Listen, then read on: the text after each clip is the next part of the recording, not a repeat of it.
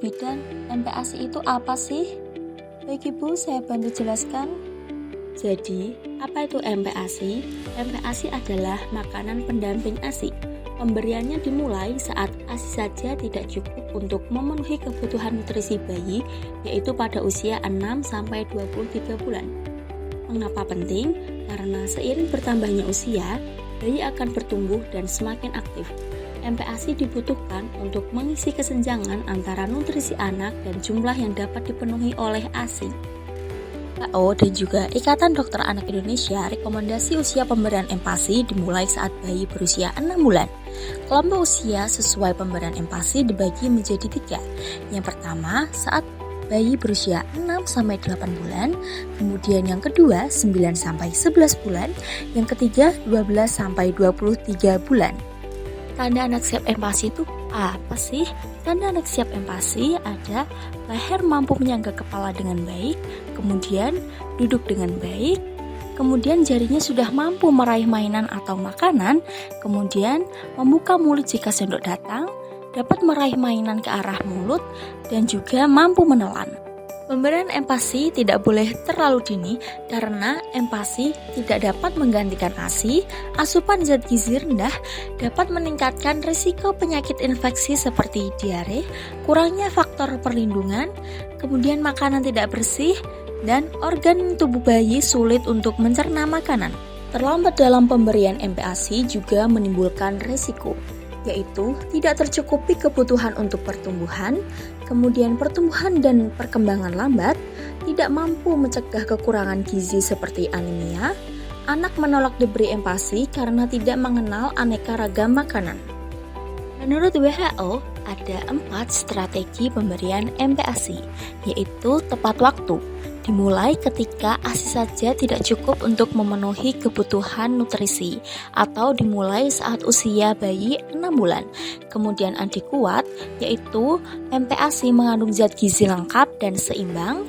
Kemudian aman, disiapkan dengan cara aman dan higienis. Dan yang terakhir, responsif, dimulai dengan interaksi antara ibu dan juga bayi.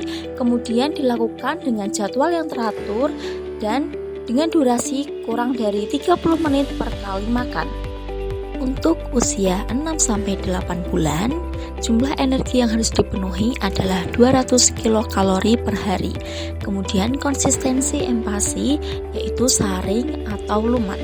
Makanan dapat diberikan 2-3 kali sehari, dimulai dari 2-3 sendok makan, ditingkatkan bertahap hingga 125 ml atau setengah cangkir per kali makan.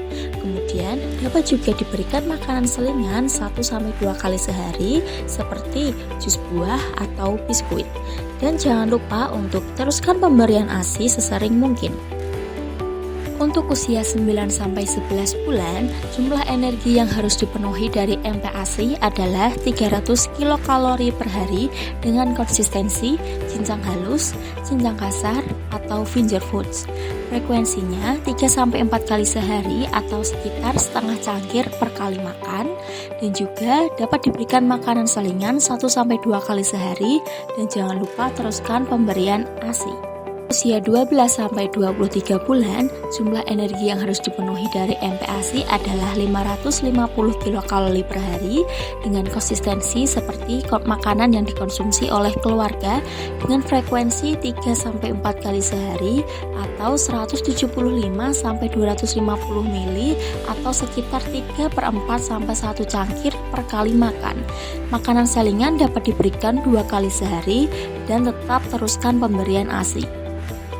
Terdapat 4 jenis kebutuhan zat gizi seperti karbohidrat, protein, lemak, serta buah dan sayur. Masing-masing disesuaikan sesuai dengan umur yang telah dibagi.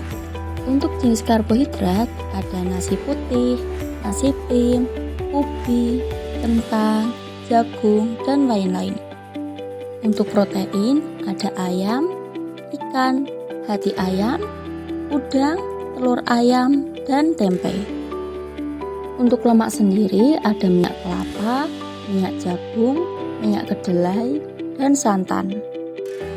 Kebutuhan sayur dan buah untuk anak usia 6 bulan sampai 2 tahun seperti wortel yaitu 1,5 sendok makan, untuk kentang manis yaitu 1 sendok makan, dan untuk sayuran hijau gelap yaitu sepertiga cangkir. Selanjutnya ada zat besi. Zat besi sangat penting untuk proses perkembangan otak, terutama di 2 tahun pertama kehidupan. Apabila tidak terpenuhi, berisiko menyebabkan gangguan struktur dan fungsi otak pada anak.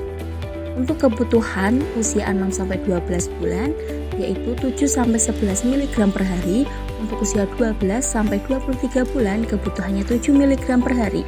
Jenisnya ada hati ayam, hati sapi, daging sapi cincang, daging kambing, daging bebek, bayam, dan brokoli. Saya kasih tips makan menyenangkan ya ibu-ibu.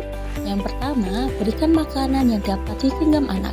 Yang kedua, kombinasikan makanan lain dengan makanan favorit anak. Yang ketiga, atur dan sesuaikan jam makan dengan sinyal lapar anak.